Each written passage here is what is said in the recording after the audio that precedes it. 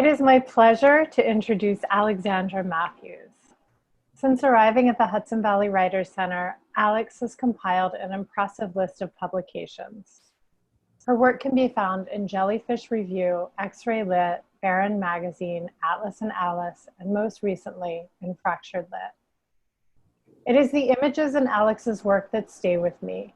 The paper cup that becomes a crown in Claire, the painted outlines of tools in Ghost, the lingering scent of a clementine in Overripe, the peeled bark in Sadie, and the honey on the wound in Salve. Alex imbues the smallest elements with the most power. One reader, noticing this, referred to these images as little bombs.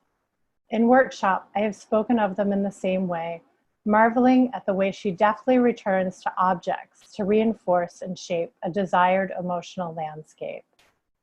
Alex is a writer of admirable precision, bringing the interior world of her characters and their closest relationships to light in the space of 1 or 2 pages. These are stories about severed bonds. When one relationship is lost, it often leaves way for deeper, more meaningful connections to form, most often with the self. At the end of one of Alex's stories, I always have a sense that the rewards of a character's future wait just off the page. It has been a joy to watch Alex grow and evolve as a writer, to see her work accepted into the larger writing community, and to understand that yes, there will one day be a book in this talented writer's future. I'm sure of it. Let's listen now as Alex reads her story, Sadie, originally published in issue 12 of Barron Magazine.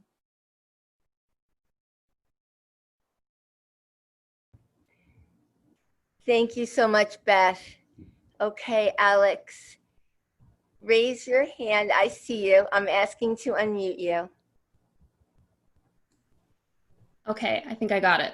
Yeah, great. Thank you, Beth. That was such a generous and kind introduction. I said this at last year's reading, and it's still true that Beth's class is my favorite part of the week, every week. And I feel really lucky to know Beth, to get to work with her in workshop, and just as a really awesome person and writer. So thank you. And thank you, Jennifer and the Writers Center, for having me again this year, and to everybody for coming. And I look forward to hearing other students read their work this evening. So as Beth said, I will be reading Sadie this evening, which was published in Barron earlier this year. And it's a flash piece, so it's under 1,000 words. Okay, Sadie. At dusk, Sadie and I snuck into the woods behind her house. We found the large oak and balanced ourselves on its roots. Eyes closed, we whispered, "Tell us the names of our secret admirers." We each peeled away a piece of the tree, and like tea leaves, the grooves in the bark revealed their initials. Beneath the game was the prospect of experimentation. The end of summer ritual gave us a reason to squeeze the other's arm at school as we sized up CM's and JR's possible dates for the last of the beach parties. I hid the ceremonial bark in a candy tin under my bed. By Halloween, Sadie had forgotten the initials. When we were in 8th grade, Sadie's mother died of breast cancer. They caught it late. The funeral was family only, though I was allowed to go. At the burial, they gave us white carnations to throw on the lowered casket. I was nervous I would fall in or miss. I realized later Sadie hadn't cried once. Sadie's grandmother, Meredith, told us menstruation was sacred. A woman had to safeguard her holiness to protect the cycle, to ensure its return. When one of us got her period at school, we would go into the bathroom together. If I had mine, Sadie bowed her head to me. She held her hands in prayer position around a tampon and said, "It is your blessed time, O delicate flower," struggling to keep a straight face. She opened her hands and I accepted the offering. We entered adjacent stalls, laughing. Sadie said being holy lasted more than a week, and I believed her. Our bodies were there for us to enjoy. Pleasure, unbridled, made us divine. If Dom is friends with Jamie, he was probably at that costume party, I told Sadie. We went to different colleges, but talked on the phone every Sunday. I guess, she said. How do you remember this stuff? Will Dom see you next weekend? Sadie exhaled. I'm going to a party and I don't plan on bringing a date. Oh, right, I get that. Well, I might see Brett again. Yeah? He won't stop texting me. You can't date someone out of pity, you know that, don't you? She ended the call. The dining hall was closing soon, she said. I ate granola bars from the vending machine, having already missed dinner. Our first summer at home, we worked as counselors at the community center's science and nature camp. We spent the weekends partying on the beach. Sometimes I watched from across a party as Sadie flirted. A light touch of his arm, a remark that made him look away, smiling. If she caught me, she would flick her chin, urging me to do the same. One night, we ran into Nose Ring Guy, a counselor Sadie had been with before. She picked at her cuticles as they spoke. The exchange was brief. Sadie led me away from the bonfire, up a dune covered in sea lavender. We picked the wildflowers to make small bouquets. Facing each other, she made us promise we would never give in to marriage. We needed to visualize ourselves, free-loving and untethered. We ran down and threw the flowers into the water. That fall, Sadie stopped answering my calls. The first week, I cycled through explanations. She had forgotten or stayed out late. She was with someone. I sent playful texts, previews of what I planned to tell her. By the second I started skipping meals, I stopped reading for class. I left Sadie long voicemails. After a month, I contacted Meredith. Maybe Sadie had dropped out and was too embarrassed to tell me. Maybe she was sick. Meredith assured me she was fine at school. Sadie called on a Tuesday. Her voice was neutral and cool. She said she wanted more mature friendships. I hung up and vomited in the wastebasket next to my bed. After graduation, I accepted an internship with a plant pathologist researching beech bark disease. We took photographs, analyzed samples. We looked for white secretions left by the insects that fed on the bark, making room for tree-killing fungi, or cankers so large they girdle the limb or worse, the trunk. Sometimes we found initials carved into sick trees. Beech bark, thin and fragile, cannot heal. Disease grows in the scars, yet healthy trees were equally vital to our research. The resistant ones, thriving while others died, could reveal the secret to survival. Thank you.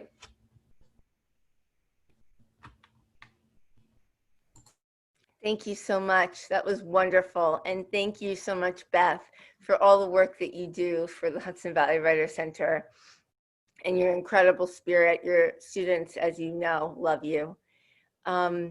Great. Thank you, Alex. Oh, you're already muted yourself. You're on top of everything. Okay, great. So I saw that Bill Bigelow is here in this audience. So Bill, I'm asking to unmute you. Good to see you. Welcome. I know I was a little late. I apologize. That's okay. You're here. I am, excitedly so. Thank you, Bill. Will you introduce your wonderful student? Yes. All right, let's go. Susan Ward holds an BFA in musical theater from Florida State University. She has been a member of Actors Equity Association since 1986. After years of reading other people's words, she joined William Bigelow's dramatic writing class at the Hudson Valley Writers Center and wrote her own solo show, Wasbian, which she performed in the Emerging Artist New Work series in New York City to much acclaim. She then went on to perform it for the United Solo in New York City, where she won Best Autobiographical One Woman Show. She recently co-wrote a short play called COVID Singles Meet, which she performed in the Westchester Collaborative Theater online live stream show called The COVID Diaries, Notes from the Front Lines. On a personal note, I met Susan in the Westchester theater scene when I moved here from Los Angeles 3 years ago. I was struck by the professionalism of her work as an actress, so I made a point of becoming friends. I encouraged her to come to my class. Some might say cajoled, berated, stalked, demanded that she do so. Prior to the piece she wrote at the Writers' Center, I think the only thing Susan ever wrote might be checks and emails. I have been continually impressed by her bravery, her steadfastness, her use of imagery and language, and her intrepid desire to get it right. She will be performing an excerpt from her award-winning show tonight, picking up about a third of the way in. From a young age, Susan was drawn to the character of Peter Pan, who figures into this theatrical memoir, so there are references to that in what she's doing tonight. Using her extensive theatrical experience, Susan sings, uses countless voices and dialects, and never fails to entertain, as she brings us close to the journey an innocent young Floridian girl of 10 takes, up to and through her adulthood in New York, as she questions and examines everything from her sexuality to her relationships with friends and family. With that, I give you Susan Ward, performing from her award-winning one-woman show, Wasbian. Thank you, Bill. I love you. You changed my life. Oh, sweet. My breasts are a very good example of how practicing creative visualization actually works. I did everything I could to make my chest protrude. I wanted to look down and see bumps. I wore a bra that was too big for me so it would bunch up. It was fucking embarrassing, but I was willing to be satisfied with misshapen humps under my t-shirt just for a little interruption in the view straight down to my feet. At home, I'd stuff my bra with knee socks and walk around, enjoying having big ones. One time, I made boobs out of green Play-Doh, put them in my training bra, and went roller skating. Skinny as I was, out there in shorts, ponytail, and perfectly shaped, super high, extremely firm boobs. I was very proud, and also a little scared that someone might stop me and ask me what the hell I was doing. I mean, I lived in a little Cuban neighborhood. There wasn't much anonymity. Oh my God, it's Rosalie. Rosalie is basically my sister. We have known each other since birth. She's 5 days older than me, which she reminds me of regularly because she will turn 13 first. I, of course, remind her that she will turn 30 first, and 50 first, and 100. Hi, Rosie. Hi, Susie. What's wrong with your shirt? Nothing? Wow, looks like your boobs grew overnight. I think I hear my mom calling. I don't hear your mom. Wait. Tracy, Susie, Allison, Mary, Chris, Janet, Kim, Julie, Luann, Carol, Vicky, Claudia, Pam, and Barbara Eden. Come on. Those harem pants and midriff top, that cushy bottle she lived in with all the pillows. I have recurring dreams of being in that bottle with her while somebody slowly pours wine into it. I can still hear the eerie, hollow sound of the liquid rushing in. Do you think I should bring that up in therapy? Anyway, that's a quick rundown of a few of the girls I had crushes on in my teens. Doesn't every little girl have crushes on her friends? Her friends' friends? And her friends' friends' friends? Or does that sound gay? Like, who could I ask? Not Rosalie, not Mary Agnes. And it was obvious that being a lesbian was wrong. Lesbian! Fortunately, I had tons of crushes on boys too, simultaneously. The world encouraged me to fall in love with boys. Boys, boys, boys. Boys weren't my beard. I loved boys. My first boyfriend's name was Pee-wee del Cueto. He was a 4'11" Cuban surfer dude with sun-bleached hair and the prettiest face. Like one of those claymation figures from a 1960s Christmas special. More Santa's elf than Peter Pan, but So sexy. He taught me how to make out in the back of a long yellow school bus. We were in 9th grade. He was headmaster of the Piwi del Cueto Escuela del Besos. I was an A+ student. He broke up with me after 2 weeks of preconnubial bliss because I wouldn't let him feel me up when he came over to my house one night with his best friend Fafa, who seemed to be getting farther with Mary Agnes than Pee-wee was getting with me. He was the first boy to break my heart. I felt empty, devastated, crushed. Come on to my house, I'm gonna give you peach and pear, and I love your hair. Smile, honey. You look so pretty when you smile. I don't feel like smiling, Grandmommy. We called my mother's mother Grandmommy. She was sweaty, fat, Lebanese from Alabama, with old-fashioned Middle Eastern and deep Southern ethics. I am a Lebanese lesbian thespian, Lebanese lesbian thespian, Lebanese lesbian thespian. That's my pre-show vocal warm-up. Come here, Habibi. Give me some sugar. She liked to smell us. What's the matter? Is it a boy? Boys are nasty. You have a boyfriend? Maybe you'll start wearing that pretty dress I made you. It was pink and ruffled with a sash that tied in the back. It took her over 2 years to make it, and now I was 13.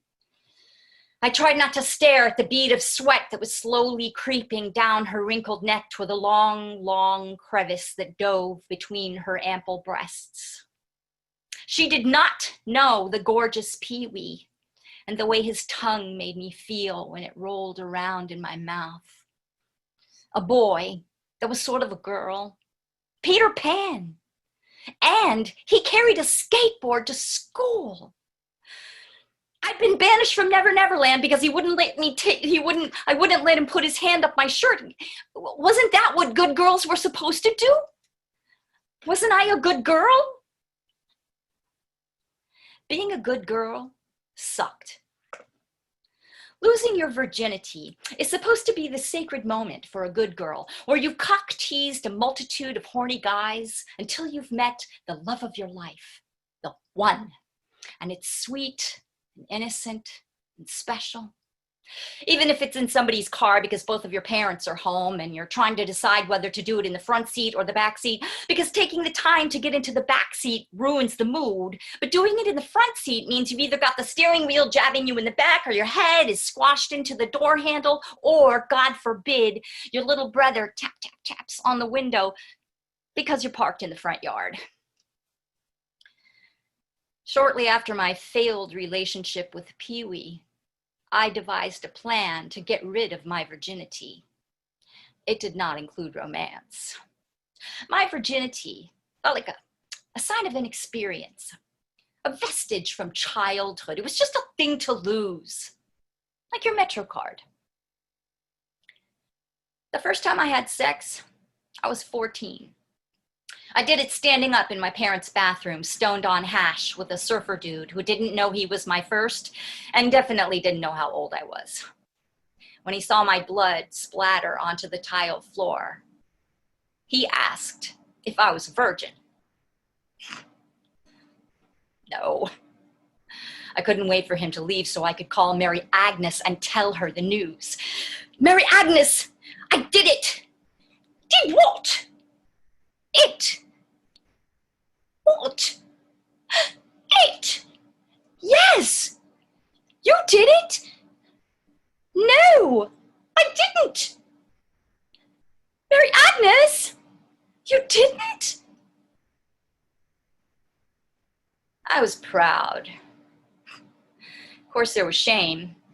Shame was part of life. I didn't question it. Shame was a tool for teaching children how to behave. I ate up shame like cereal, then took a handful of laxatives and shat it out. Never could get it all the way out, though. I didn't care. I was a woman now. That's when Eric appeared. My first real lover. He was foreman of the kiddie rides at the carnival that came through every year and set up in the parking lot of the local shopping center. I spotted him leaning against the low railing of the miniature boat ride that lazily cruised in a tight circle around and around while tiny kitties shrieked in the steamy Florida sun. The cigarette dangled from his full lips.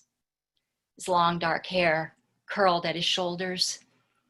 His slim, muscular frame pulled me in, and I was gone. There he was, my perfect Peter Pan. I casually struck up a conversation with him about the ups and downs of kiddie ride maintenance. Hey,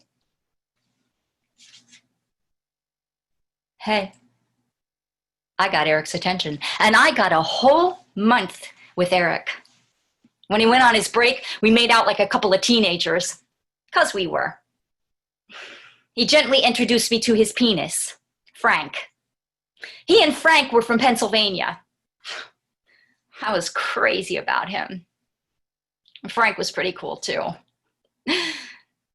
I'd sneak out at night and ride my 10-speed to meet him in the back of the 18-wheeler where he lived.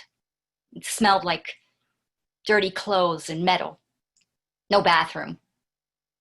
I squatted in the gravel and weeds underneath it to pee and put in my diaphragm. Then we'd make love, sweet and charming, like it's supposed to be. As a gift to him, I stole my mother's little helpers from the kitchen cabinet, which I'd identified as Dexedrine after making friends with a girl in junior high school who had a physician's desk reference. I was so proud that I could give him something he really wanted. Then I sat horrified as he crushed up the speed, mixed it with water, and shot it into his arm. My gift turned into a sickening nightmare. I guess he could see the look on my face because he made me promise never to shoot drugs. And my little girl heart, that made him one of the good guys. And then, shortly after my 15th birthday, the carnival moved on. Thank you.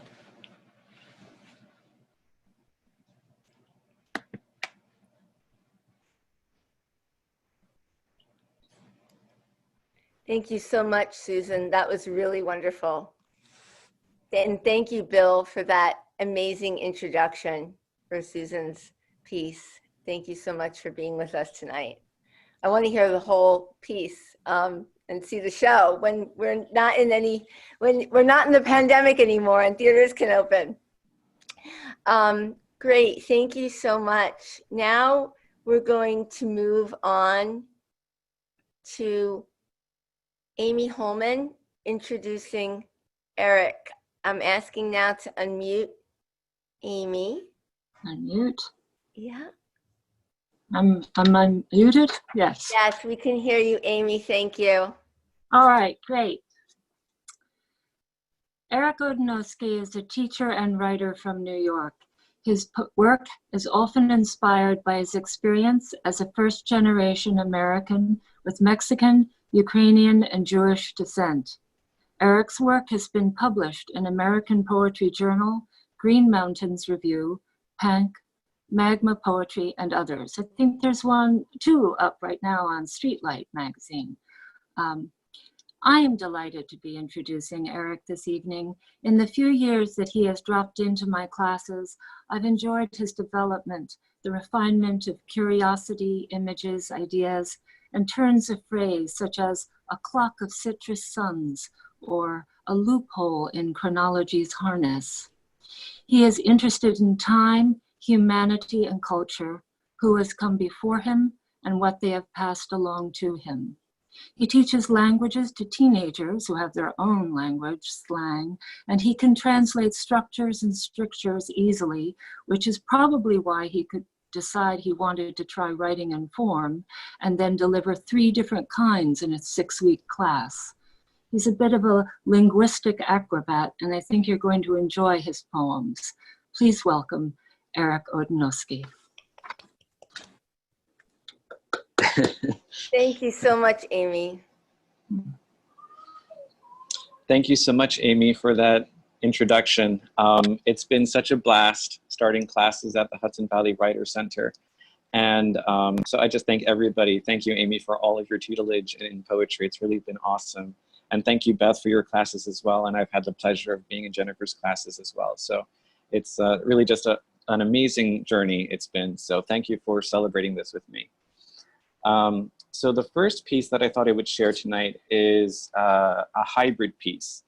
And so it's supposed to be a mixture of poetry and essay and memoir.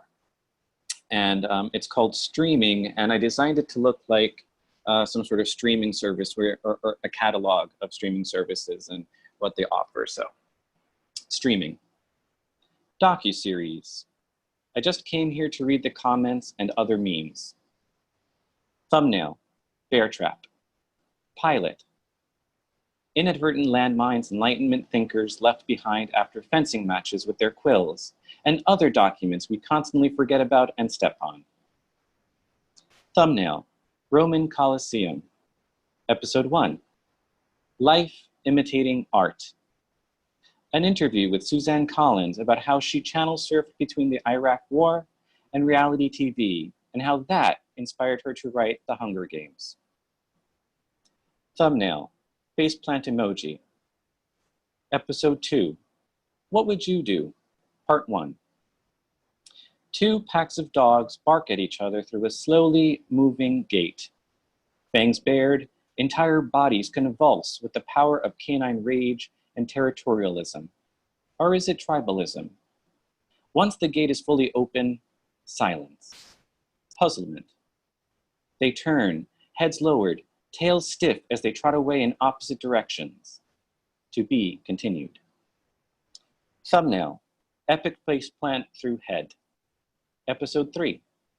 What Would You Do? Part 2. A child dangles from a tightrope spanning a gorge, on either side of which stands a blindfolded adult with their back to the other. Arms form an X across their chests. The adults shout, veins bulging in neck and temple, about the best way to save the child.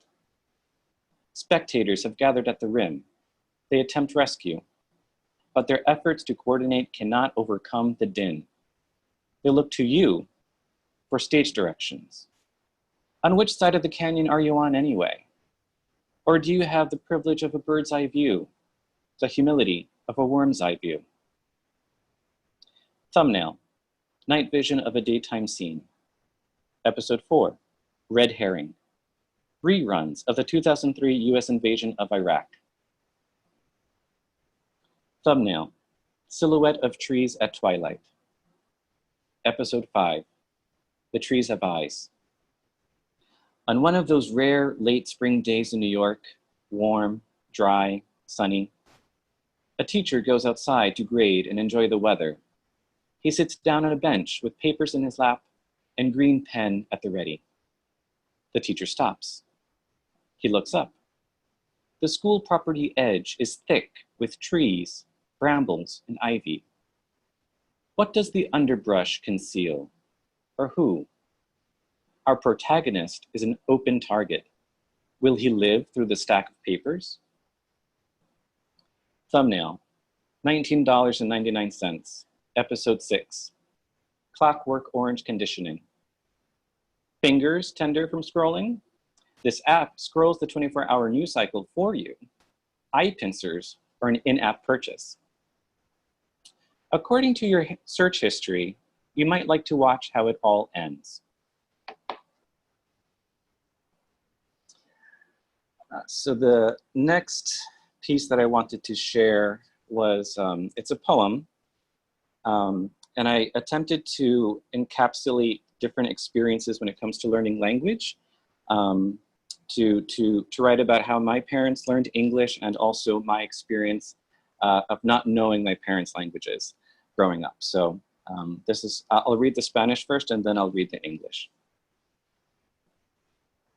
Autorretrato reflejado como bilingüismo fantasma. Yo sé que cuando escribo esto, que es a través de un filtro, que mis dedos se extienden por una cerca, buscando las palabras adecuadas, restos semánticos de una existencia lingüística olvidada, pero en realidad nunca vivida. Que el evento traumático causante de esta amnesia fue mi nacimiento en el lado equivocado de la frontera. Y cuando me escuchas, notarás una mancha, que los fonemas gotean con una saliva extranjera, soplados con un aliento contracorriente. Que la arquitectura sinfónica te parecerá extraterrestre, sin los elementos familiares, agudos, ni de allí ni de allá. Tal vez reconocido como un hijo pródigo del lenguaje, pero cuyas palabras no blandarán jamás el corazón del padre, quien nunca se dio cuenta que me había perdido. Mirrored self-portrait as phantom bilingualism. I know that when I write this, that it's through a filter, that my fingers stretch through a fence, searching for the right words, semantic ruins of a forgotten linguistic existence that in reality was never lived. That the traumatic event that caused this amnesia was my birth on the wrong side of the border. And when you hear me, you sense a stain, that the phonemes drip with a foreign saliva, blown with a cross-current breath, that the symphonic architecture will seem extraterrestrial to you, without the familiar elements, sharp, neither from here nor there, perhaps recognized as a prodigal son of language, but whose words will never soften the heart of the father who never realized he had lost me.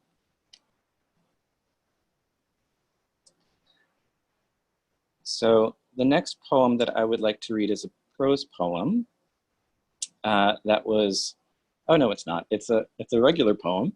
And this one is from Streetlight. So it's Doña Chuy, and it's for my grandmother after her favorite song, Solamente una vez. You were never one for sitting down. And long after it did not work out, you showed who could wear the pants better and built a house. Your hairdresser's eye arranged an enclosed patio with the lemon tree as its centerpiece. Is this the huerto in which your hope glittered so many years later? A clock of citrus suns by which to measure his ill-timed return. And when the church bells sing in the plaza, you will them to be as faint as the serenade he left in his wake. So this poem is the prose poem, and it's called Deliverance. I have a confession. I love delivery. The miraculous appearance of a banquet at your door, steaming, aromatic, lulling to be eaten. Yes, I have food in my fridge, ingredients to prepare my own meals, but where's the divine mystery in that? I know the chef, and he's terrible. Apparently, I did not inherit Dad's talent for cooking, his knack for turning leftover bread and fish into a supper that would leave the masses begging for more. He learned his resourcefulness from Jadek and Babcha. My grandparents, looking for their own land of milk and honey in Stalin's post-vendetta hellscape, took their children and left Ukraine for Poland because it was the United States of the Soviet bloc. While they were packing, my grandparents' neighbors in shawls and illegal crosses dangling from their necks asked in wonder, why would you leave? You even have flour and sugar on holidays. My last poem is Indietro, and it's after the Italian singer Tiziano Ferro.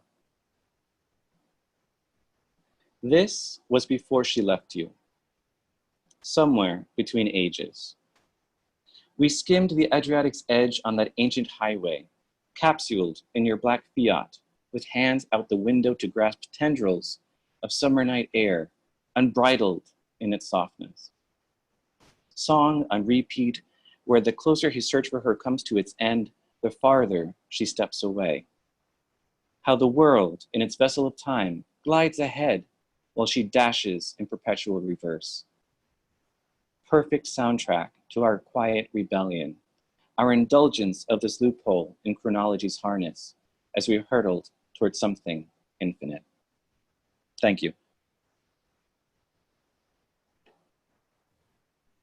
Thank you, Eric. That was really wonderful. And thank you so much, Amy, for that great introduction. Wow, it's so great to hear how your work has changed, even just over the past year, Eric. Incredible. And congratulations on all your recent publications. I'm really excited to welcome Harriet Shenkman. I'm going to ask her to unmute now. Thank you, Harriet. It's my honor to introduce Harriet. She was in one of my very first classes I taught at the Hudson Valley Writers Center. I had the honor of writing a blurb for her first chapbook, Teetering, which I hope you all get. She's Professor Emerita at City University of New York. Her awards include the Women's National Book Association Annual Writing Contest in Poetry, the Women Who Write International Poetry and Short Prose Contest, and Rain's Poetry Competition finalist. Her poetry has appeared in many journals, including, well, really all over. She's been very widely published. And her new chapbook, The Present Abandoned, just came out from Finishing Line Press. So please do get a copy of it from your local bookstore or from directly from Finishing Line Press. Please, it's my honor to welcome Harriet Shenkman. Harriet, thank you. Thank you, Jennifer. And I just would be remiss if I didn't say what a wonderful and inspiring teacher Jennifer is, and also how generous she is, because she really hardly knew me when she wrote this blurb for me. It was at the very beginning, and I was in a one-session class with Jennifer, and she's been an inspiration all along, and I pop in and out of her classes as I continue. So I'd like to read a few poems from my first chapbook called Teetering. And my first poem is the first poem in the book called Teetering, and it's called Lost in Egypt. Where are you going? To Mitzrayim? Father would ask, invoking the desert my ancestors wandered for nearly 40 years. He meant, don't get lost on the BMT line, smooch under the boardwalk, get stuck in the air on the wonder wheel. Years later, a voice whispers, don't get lost in Mitzrayim, meaning the wilderness of the unseen self, where we teeter between the light and the dark. And my poems tend to be about loss, but also the flip side, which is love. So my second poem in the Teetering book is something I remembered about my mother. It's called Siren Song. She sang her siren song bent over the black singer, knee at the metal lever. She wooed me with mother-daughter outfits, a flowered midriff with matching skirt, princess waist jumper, velvet bow beneath the breast, Chinese red sheath, slits down either side. I spurned her advances for the clothes off the racks, like the other girls had. That is Siren Song. And my next poem, also from Teetering, is called Coney Island Union. She convinced him two could live as cheaply as one, dunked her tea bag until the water was barely yellow. He fit shoe leather on a wooden last, rode the subway from Coney Island to Long Island City. It's a long way to Tipperary. Mother wanted a front-stooped home, a conversation about the world. I see, said the blind man. She should have known from a snapshot, his pals around a girl, his arm around a cow. He was the joker in the fun house.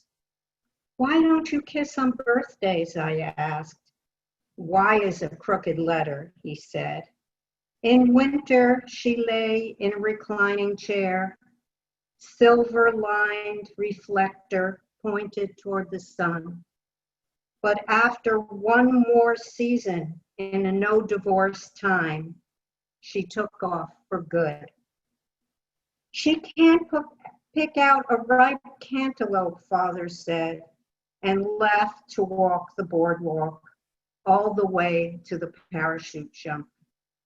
I should have known.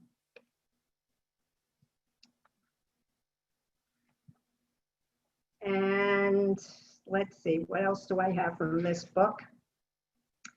Buenos Aires Tango. Carlos Gardel strumming in the brothels, the smoldering embrace, slow, slow, quick, quick, quick. La Recolada Cemetery, the famed dead reposing on tree-lined walkways. Mother's cousin took leave from the Russian army, returned to a town empty of Jews. They'd waited in line for a bullet to the back of the neck. Slow, slow, quick, quick, quick. He wrote to her of corpses between layers of straw, stomped down by barefoot village girls. She sent a letter with $1 and a dress in Buenos Aires. Today, at the pillared entrance to his home, fragrant with bougainvillea, he holds me close. Our hearts, slow, slow, quick, quick, quick. That's Buenos Aires Tango. And then the last poem from this collection is called Objects. History sends me wandering through our rooms, pondering objects. Your mother's silver-plated candelabra, always needing polishing. The ceramic jug thrown by the Carolina Rhina potter with arthritic thumbs. A replica of a Sutton Hoo helmet from the British Museum, a gift from our oldest son. The tattered copy of Best American Plays, inscribed lovingly by you. A grand girl's drawing of a three-legged camel basking under sun and nimbus clouds. Our Mr. Coffee Pot, the one that brews coffee hot and medium roast the way we like it. A family photo, the type of personal item burned on the bond flyers at Quai de la Gare. Nazis plundered homes, sending saucepans, light bulbs, and curios to Germans. I am desperate to conclude, no plunder possible. That loss of mere objects cannot obliterate us should the troops arrive. And that's from Teetering. And then from the present, Abandoned. Let's see, I can read something, a poem called Reflections. You search my face, admire the curve of my neck, my image reflected in your gaze. I am desperate to string a photo of me to wear around your neck, soak your shirt collar in rive gauche, turn myself into a Warhol print, 12 versions of me plastered on your wall. I'll encourage you to lick my fingertips, taste my essence in a roux. I will recite my name in rhyme, because how will I know myself if you can't remember me? And then I'll just read my last poem in the present abandoned, and it's called Venice. I stand on the bridge of sighs and grieve, not for the last glimpse of the city as prisoners did, but for the sight of you as you once were, clear-eyed, 2 years over 20, dense presidential hair, a white rosebud in your lapel, eager to break the glass between your foot. Thank you very much. Thank you so much, Harriet. That was really wonderful. I'm glad you read my favorite poem from Teetering, the last poem you read from that collection. Thank you all for being here tonight. Wow, what a group of really talented students and teachers. It's really inspiring to hear all of you. So now we're going to go to Susan Hodara. I'm asking her to unmute. There she is. Thank you, Susan. Okay. Welcome. So I have 4 students here this evening, and the first you're going to hear from is Bonni Brodnick. When Bonni first joined my memoir workshop, she was already a published writer, but she came to work on a new and powerful story of survival and bravery. She was among the first of my students who encouraged me to offer a second class to help people assemble their writing into a book. And she was the very first one of those students to complete that task. And I can't wait to hold the published results in my hands. As a class member, Bonni has been a font of practical information, insightful feedback, creative support, a positive spirit, and always a bit of wit. It is the last of these qualities that you will hear a lot of tonight as she reads Eavesdropping at the Hair Salon, Vaginas and Vulvas, published in Medium earlier this year. So you have to unmute Bonni. Yeah.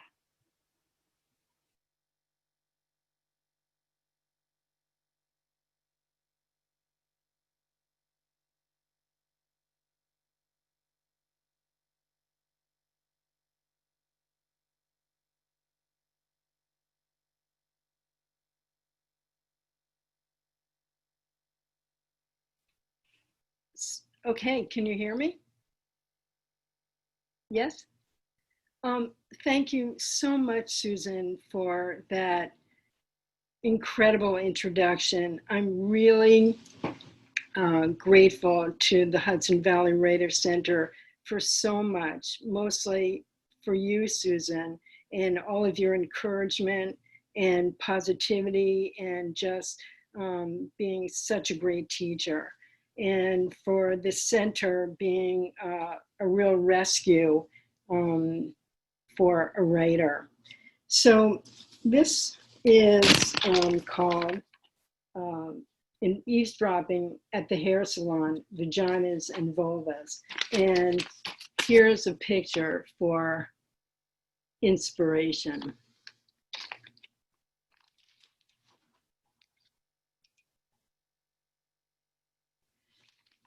This is a true story. It was an ordinary Saturday at the hair salon. The sound of scissors snipping and the scent of herbal shampoo and toxic hairsprays filled the corner storefront that looked out onto the main street. I checked in with the receptionist and walked to the changing closet to put on a black fake satin apron. I picked the one with the longest ties. To make me look smaller hip than I actually am, I tied the apron high above my waist, a little fashion tip I picked up from Michelle Obama. I took a seat at one of the swivel chairs. The overhead track lighting in the salon was positioned in a way that cast downward shadows on my face, making my nose look huge and my eyes look dark. I was certain that getting my hair cut and the gray roots covered would give me a lift. "Can I get you anything?" a salon assistant asked. I requested those thingies, you know, the long, slim plastic baggies that protect your eyeglass temples from getting hair dye stains. Why didn't I think of such a simple invention? I thought to myself. In my head, I tried to calculate the number of hair salons in the country, in the world even. If I had been this clever, I would be a trillionaire by now. "Would you like a cup of coffee, Ayurveda tea, or a glass of water?" asked another assistant dressed in black. "A glass of iced water would be great." I'd recently tried to be adventurous and asked for the Ayurveda tea, but it tasted like a cup of melted butter. It made me slightly nauseous. Since I had just come from the testosterone-loaded Mavis tire to have my wheels rotated, I found comfort in the female babble now surrounding me at the hair salon, until the woman in the next chair started yakking about vaginas and vulvas. I strained my eyes as I stared at the upper right corner of my Vanity Fair. I learned this tried and true spy technique as a teenager when wanting to check someone out, but didn't want him or her to know.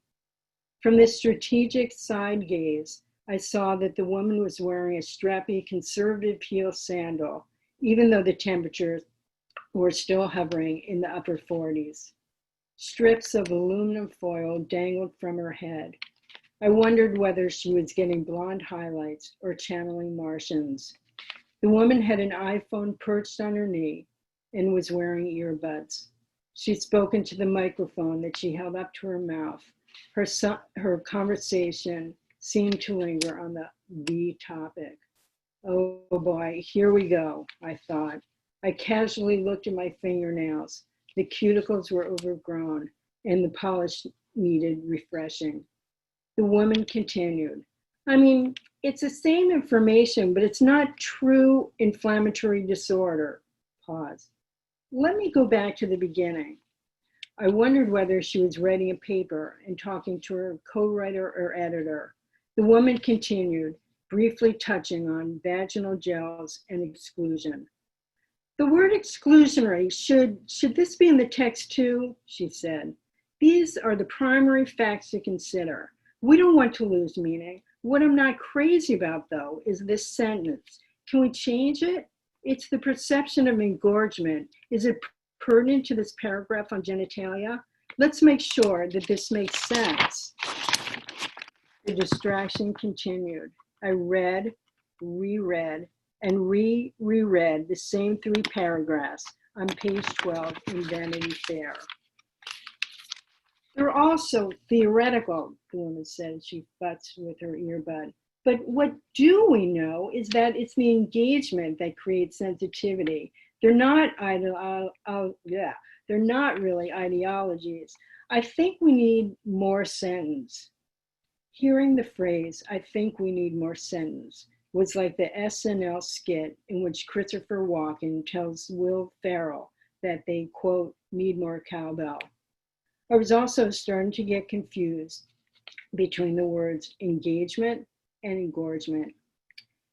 "Clinical conditions may contribute to many things and cause peripheral engorgement," the woman continued. Although I considered myself an enlightened woman, I never heard some of these physiological concepts. You live, you learn, I thought as I turned the page to a dishy story with photos by Annie Leibovitz. Then grammatical technicalities started rolling in from my neighbor. "Should vagina be lowercase? I mean, it should be the same in all the tables," the woman said. "Let's move into inflammatory infections of the vulva.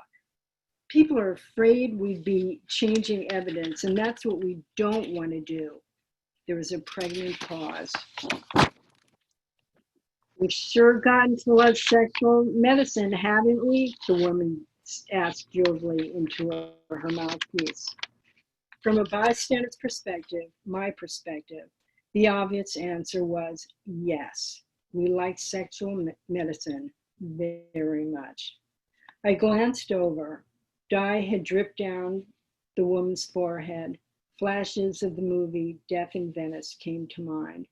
My colorist walked up to me, parted my hair, and looked down. It's looking good, she said. 10 more minutes. From the swivel chair yonder, I looked over. It sounded like the woman was finally closing the last paragraph with her writing partner or editor. We just need to make a clear distinction between the vulva and labia, the woman said. This is one of the cornerstones of our research, right? Readers should know whether the words are singular or plural, and then whether the female reader actually knows she has one vulva and 2 labia. I was almost positive I had both of these and reminded myself to check later. As I gathered my magazine and pocketbook, the salon person beckoned me to the sink to wash out the dye. The footrest at the station lifted magically when I sat back. I stared at my feet, then at the clock on the wall. Had I really been at the hair salon for 2.5 hours? I like the water hot and a hard scrub, I said gently, as I tried not to lift my head from the white towel placed behind my neck on top of the sink. Now that I had changed posts in the salon, time took on a new, truthfully boring dimension. Plus, the woman had left. When I was finally ready to depart, the hairdresser gave my tresses one last tussle. The color is perfect, she said. I think she says that to every client. You look beautiful, the receptionist then exclaimed with followed compliment. I think they say that to everyone. As I dipped into my purse for my wallet, I gazed into the mirror above the register. Maybe it was the lighting, but to me, it looked like the colorist had gone overboard on the red highlights. Thank you, I said. May I have 2 5s and a 10? I looked at myself in the mirror again and hoped my hair color didn't look too brassy. The cashier handed me the bills. I slipped them into a tip envelope. Would you like to book your next appointment? Yes, let's look at 4 weeks out, I said, eager to hear how the woman's research for the article went. I was hopeful that I would run into her again. If I was lucky enough, perhaps we're on the same monthly cycle to get our roots done. I proceeded to book for the same day next month at the exact same time.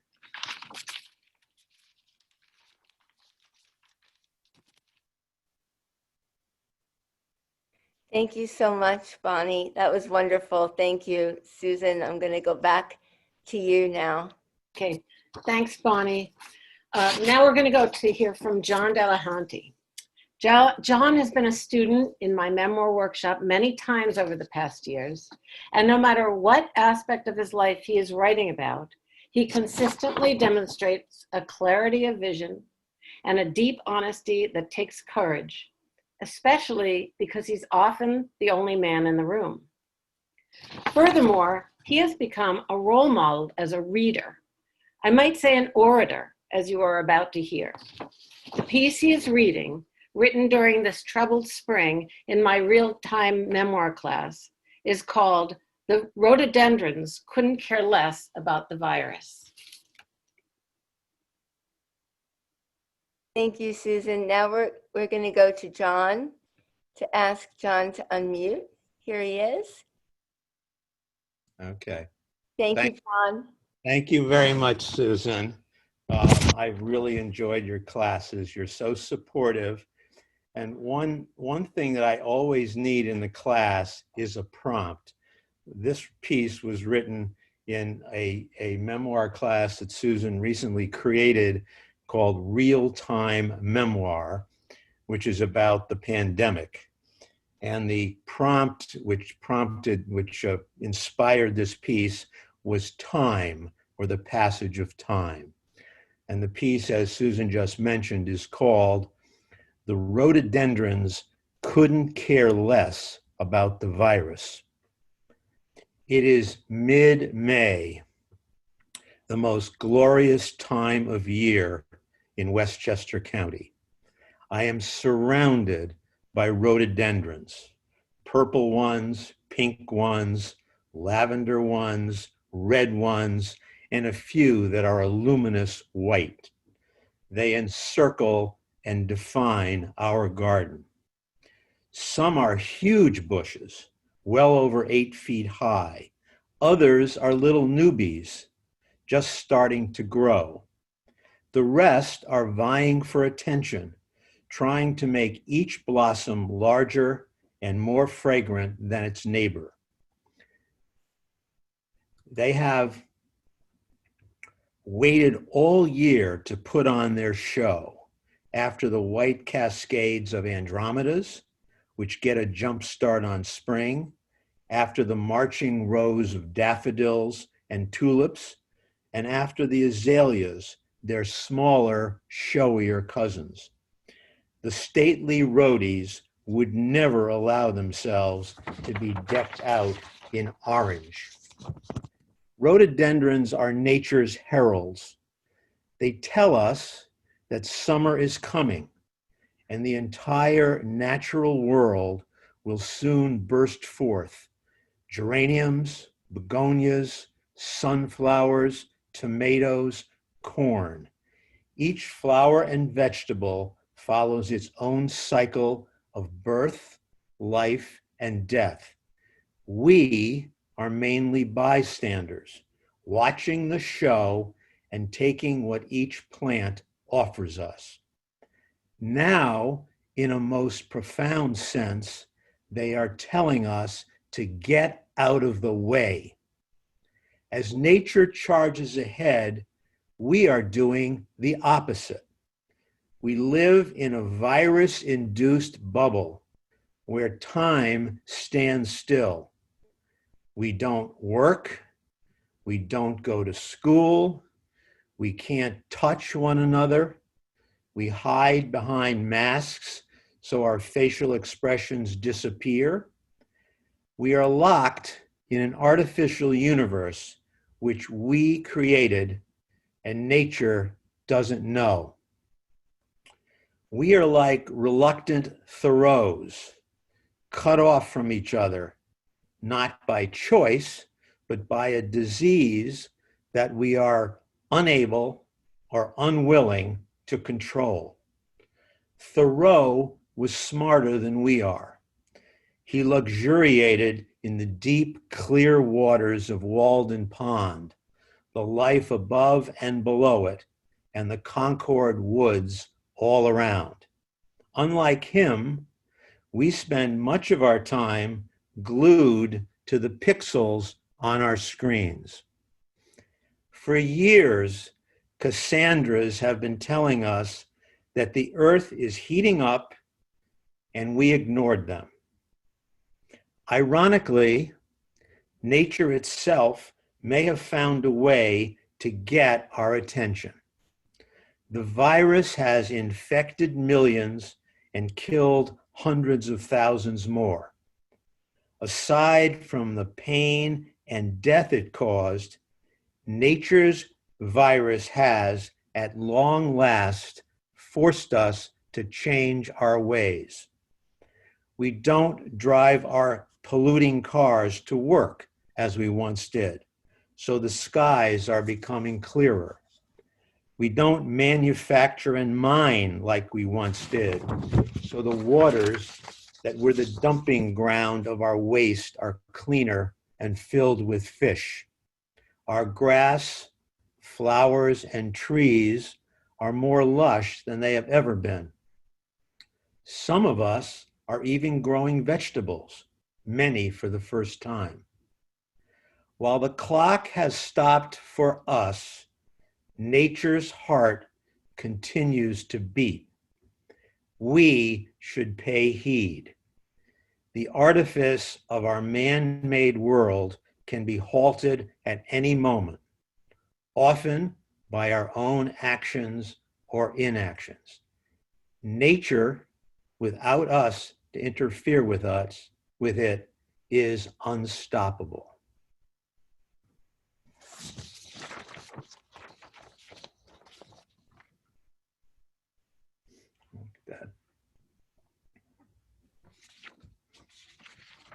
Thanks, John. That was the spring, and we're still going. Okay, Lynn Reitman is another longtime memoir student. And as you will soon hear, she manages to extract deep truths from the seemingly mundane, always with intelligence, humility, and a sharp sense of humor. Her recent short memoir, A Good Hug, is another pandemic-inspired piece. It was published in the literary journal Persimmon earlier this year. Lynn? Thank you, Susan. This is the first and only thing I've ever published. It's quite short. It's under 500 words. Thank you for this opportunity to read, and thank you, Susan, for repeated opportunities to read my stuff. A Good Hug. I am at home in a comfortable house with my husband, dog, and cat. I am working online, so all in all, I am lucky and yet challenged by this pandemic existence. For one thing, I am now cleaning my own house. I have been fortunate enough to have hired someone for many years, but now that the virus confines us all to home, the hardworking woman who cleans my house cannot. It has always made me uncomfortable not doing it myself. Such a privilege. But now I have to clean, and it is quite a workout. I am not paying her enough. Removing the duvet on the king-size bed comforter, washing it, and then putting the comforter back inside requires technique. Even with a good plan, I am not strong enough. As I make the bed, I notice the nightstands need dusting. Vacuuming the floor leads to seeing the windowsills need wiping down and that all the surfaces are dusty. I finally understand why my mother was always cleaning. Once you start, there is no end. Vacuuming the steps is particularly difficult. It requires a dexterity and tricep strength that is considerable. The first time I did the steps between the first and second floor, I noticed that the window on the landing, which I passed many times a day and clearly never look at, needed cleaning. This led me to look around, and all the windows needed cleaning. My husband is more than happy to disinfect, a manly task, but his everyday cleaning standards are mediocre, and our relationship cannot manage the discussion of just what clean means. My husband is in charge of keeping the virus out of the house. I am often yelled at for some infraction of the rules. He is having the best time ever controlling our universe to protect us from the imminent threat of annihilation. The pandemic is a confirmation of his worldview. He believes it will never be over. This will go on for months, maybe years. When he sees someone not wearing a mask, he has a thing or two to say about the apocalypse and how this unmasked citizen is responsible for adding to the death toll. The one infraction I am allowed is having my sister over to sit on the porch with me, unmasked and at least 6 feet apart. The visits are lovely, but I can't hug her, hello or goodbye, or smack her arm when she says something that annoys me. It just doesn't feel right. The essence of most of my family visits are in the hug. It's been 2 months since I've hugged my daughter or granddaughter. My husband is an okay hugger, but far from the best. My daughter's hugs are brilliant and fill my very soul. I would gladly clean my house for the rest of my life for the gift of a hug from my daughter and granddaughter.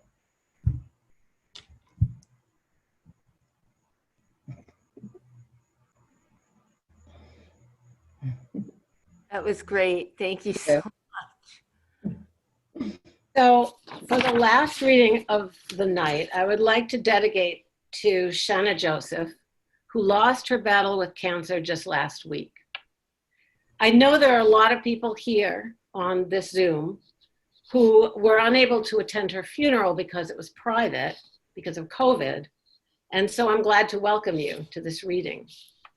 Shanna joined the memoir workshop with a story to tell, an innovative letter writing structure, and what I later understood was a sense of urgency. She was only able to attend for a few sessions, but from the start, I loved her writing. So I was thrilled when she asked me to be her editor. That was back in 2017. This year, her beautiful book, here it is, it's called Sincerely Shanna, How I Chose the Life I Wanted, was published by Mill City Press. In it, we get to know Shanna as a wife, a mother, a daughter, a fast-track professional, a cancer patient, an artist whose watercolors are included in the book, and a woman who does what so many of us only wish to do, to carefully construct the life she wanted to live. Tonight, I am honored that Shanna's husband, Naf, will be reading her work. So, he's somewhere. It's N-A-P-H, yeah.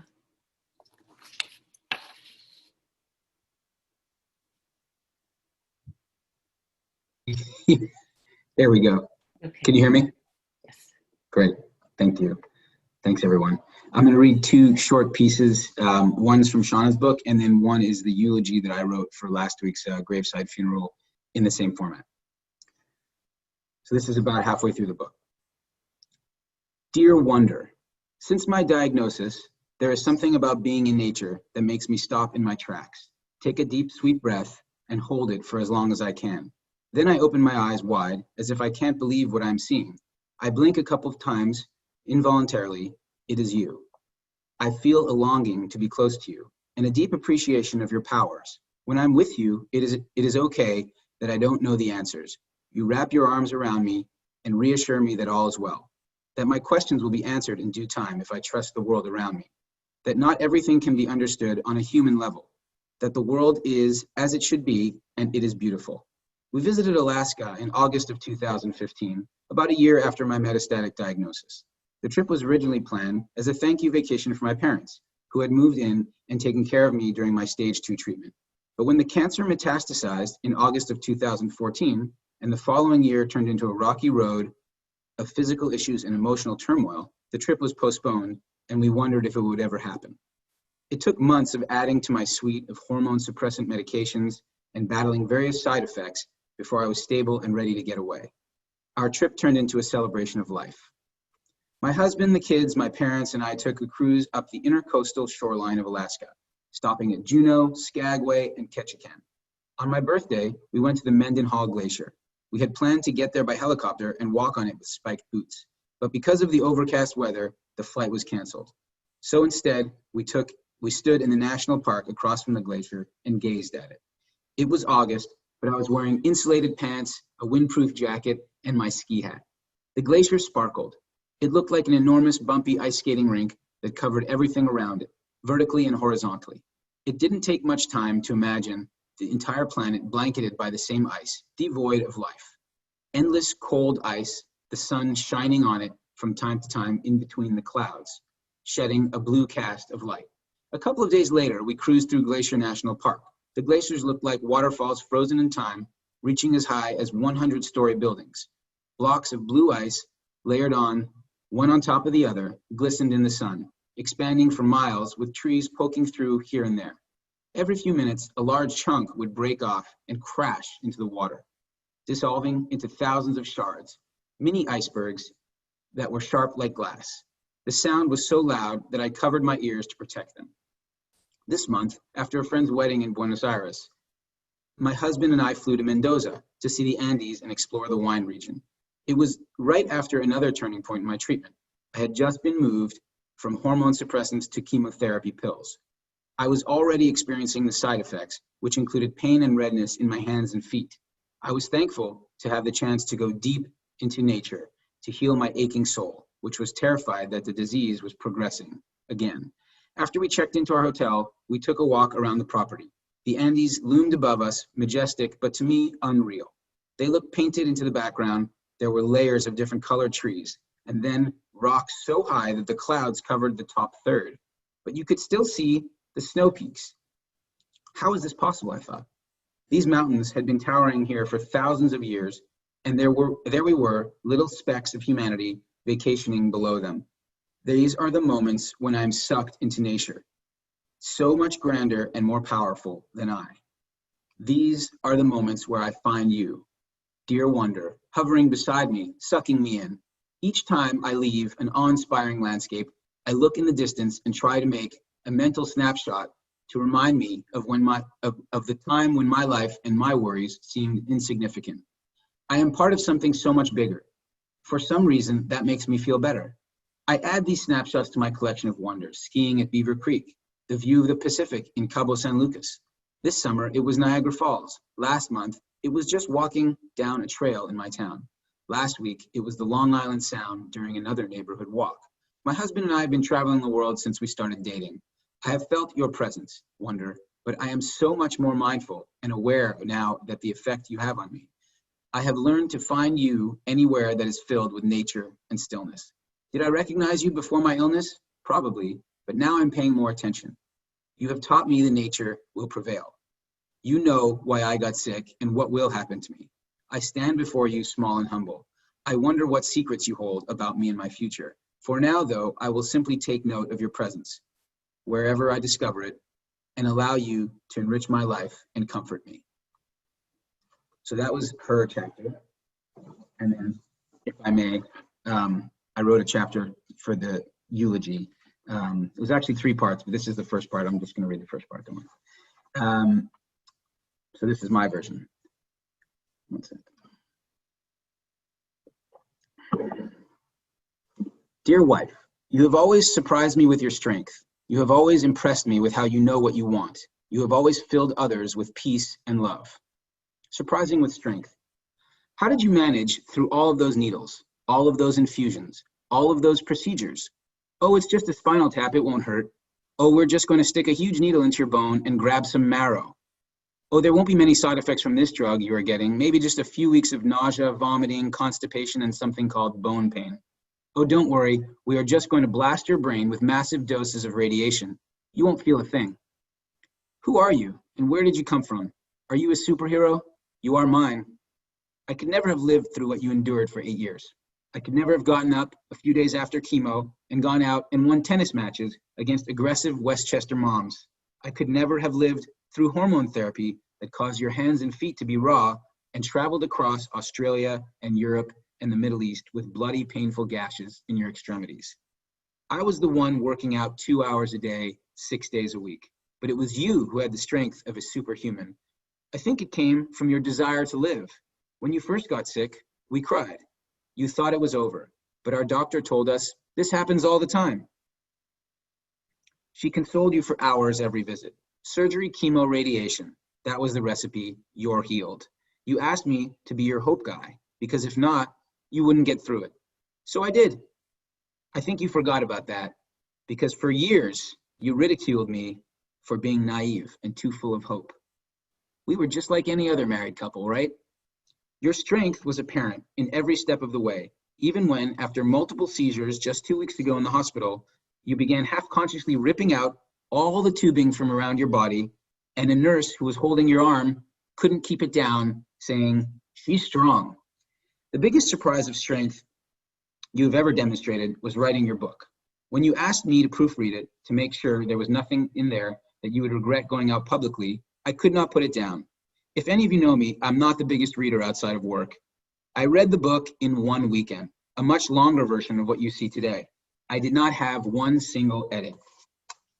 But what amazed me was your optimism and your message of hope, and how the beauty of your amazing soul flowed onto these pages and told the world that you had a shot.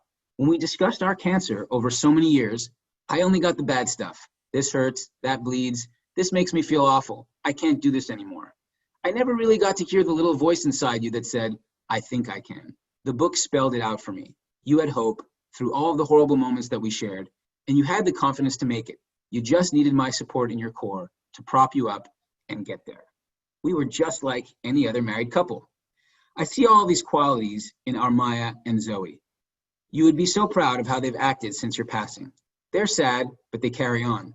We talk about you every day. We laugh about how cute you were. We cry about how much we miss you. We get upset that you left us. We are angry about how unfair life was to you. Our girls grow more like you every day. each in opposite ways. But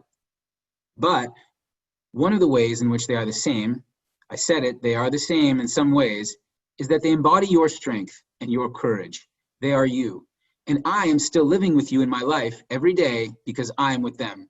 They will grow up to be wonderful people because of the foundation of strength that you have given our family. Impressive determination. You always knew what you wanted. You mostly got what you wanted. You were almost always right. These truisms that I had to learn to live with were difficult. We were both organized, meticulous, neat. But to be a perfectionist like myself, living with a perfectionist who was much more perfect than me, was very hard to swallow. How about the name Maya for our firstborn daughter? Sure, that's perfect. I don't think that discussion went as easily for many married couples. I did save Zoe from some catastrophic names, but you were usually spot on. We'll move to Larchmont because the schools are great, the people are more down to earth in some towns. It's not Long Island or New Jersey, and Connecticut is too far. Okay, fine, what do I know? I had never heard of Mamaroneck before we started looking at places to go. You'll like it. Fine, you're always right. Resistance is futile. We're gonna do public schools. No. Yes. Okay, fine. You're always right.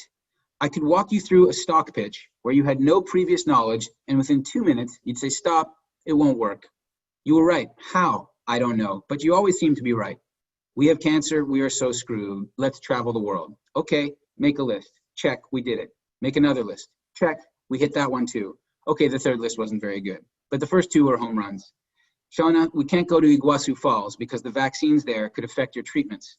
Okay, so we'll go to Mendoza and drink wine, but you don't drink. Okay, so for the trip, I'll drink. Right again. I found this house on Clafton Street and we need to go see it this weekend. No, Shanna, it looks weird. Come and see it, Naf. Okay, fine. Let's buy it. Yeah, you're right again. Always right. I found this cool house in a cul-de-sac and it's amazing. How do you know it's amazing? It's not for sale. There are no pictures online. I just think it looks amazing and feels really good. That seems weird, Shanna. Let's go see it. Fine. How are we going to see it? It's not for sale. I'll write a letter. That's weird, Shanna. They emailed us. Fine, I'll go. This place is amazing, Naf. Will you buy it for me? Yes, right again. Resistance is futile. On our final walk through the house, in the guest room, you told me that you would die in this room. I said, how could you ruin a day like this? You unfortunately were spot on. Our Maya and Zoe are exactly like you in this respect. They know exactly what they want. They are driven to attain their goals. They are relentless. They are you. I can never forget you because I have them. They are almost always right. Maya sneakily lobbied me for a queen-size bed for a year. And somehow she got it. We even bought it without her being in the store.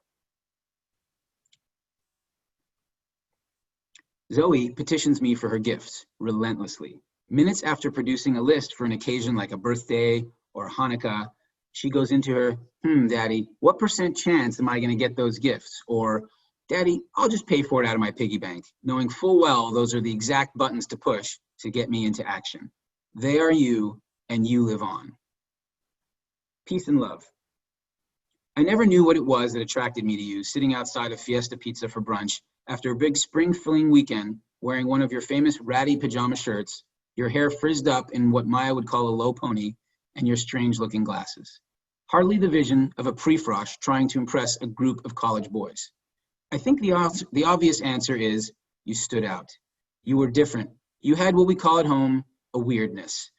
When we rank each other at home, you and Zoe always seem to battle for top spot on the weirdo meter, where Maya comes in firmly in the normal spot and I labor somewhere in between. But the real answer, the one I got to appreciate only after spending the last 21 years really in deep with you, was your peace. It was this peace that a young, restless guy like me was desperately searching for. I lived by the motto, work hard, play hard. But you lived by the motto, work right, play right, relax often. I was missing this last part. You taught me so much. I could not calm down. You calmed me down. Young people often wonder what love is. What does it feel like? And what does it mean? When will I know? What if I don't find it? I actually never wondered. I didn't care. I didn't think about it. I didn't know what love was, and I couldn't be bothered. I was having fun. I was young and I could do anything. I could party for days. I could outchug guys 100 pounds heavier than me. I could wake up the next day, hit all my classes, enjoy all of them, learn a ton, ace my grades, run to the gym, swish threes over the same guys' heads, enjoy all of it, lift weights, meet my friends for dinner, get my homework done, and hit the bars by midnight. I did not miss a beat. Now that I'm writing this, I can see exactly why you wouldn't date me in college. But I digress. Back to love. Your peace became my love. You slowed me down. I resented it at first, but I yearned for it. We traveled all around the country.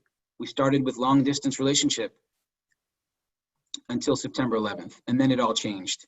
We got more serious. I submitted myself to you. I loved you. It was all that I ever wanted to do. I had been running around the world and the court and whatever party was going on in search of this love, in search of you. You became my love. Our girls have a similar effect on me. I see their peace. I feel their love. When we snuggle at night, I look into their eyes. In Maya, I see the girl who came out of you, with those piercing eyes, seemingly asking me a question and telling me the answer at the same time. There is a calmness in her eyes, a warmness that tells you it's going to be okay. In Zoe, I see her little sparkle, telling me it's time to play. But if you look closely, the sparkle is really a cuteness. And then she smiles, and her warmth wraps itself around you. They are, again, you. They are so different, almost opposites, but it's the you in them that makes them the same, that unites them as sisters. It is your peace that flows through their eyes. It turns into love. This is the foundation that you have built. This is not the end for our family, nor is it the beginning. It's the next step. We are sad, but we are strong. We are determined, and we have your peace, and we will always have your love.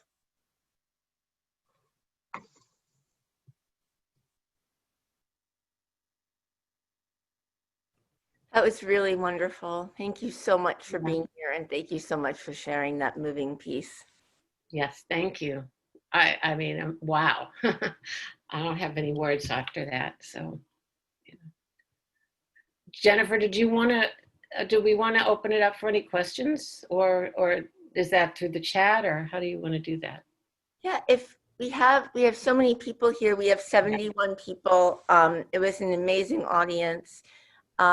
We do have some questions in the chat, but I want to unmute all of the readers, so and the teachers, so in case anybody has any questions, they can all get a chance to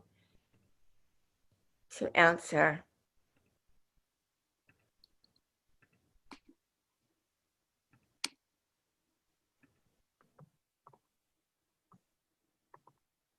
Thank you all again for being here, for your incredible work, and for being so flexible with the situation on Zoom. It's not always easy, but we really appreciate you all being here.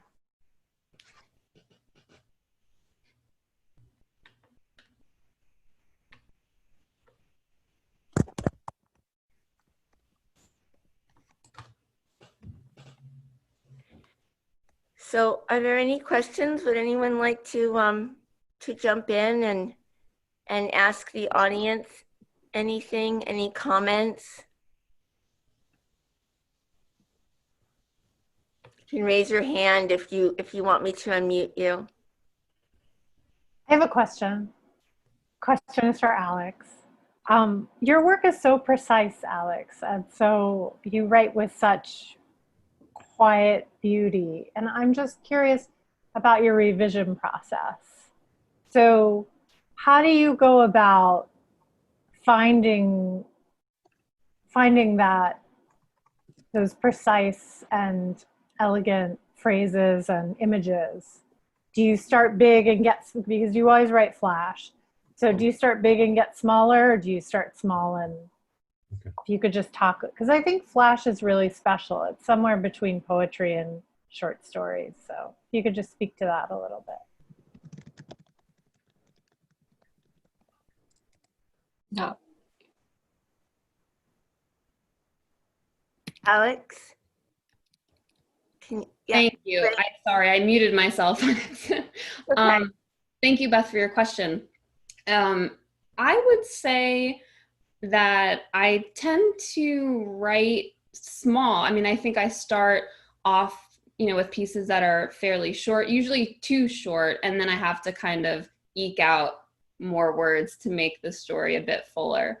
But I think my revision process is really just kind of listening to the feedback that you give and that everyone in the class gives, which is always so spot on. And I make this kind of obsessive list of everyone's feedback and kind of see where I hear the same thing from multiple people, and then kind of obsess over it.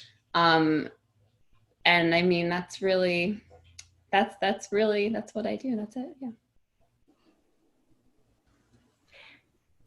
Thank you, Alex. Thank you, Beth. So I've changed the security. I've allowed everyone to be able to unmute themselves. So you can go ahead and do that. And any questions, any comments, any ideas, can feel free to talk. We have about 40 people now still with us. So you can also, feel free to talk amongst yourselves.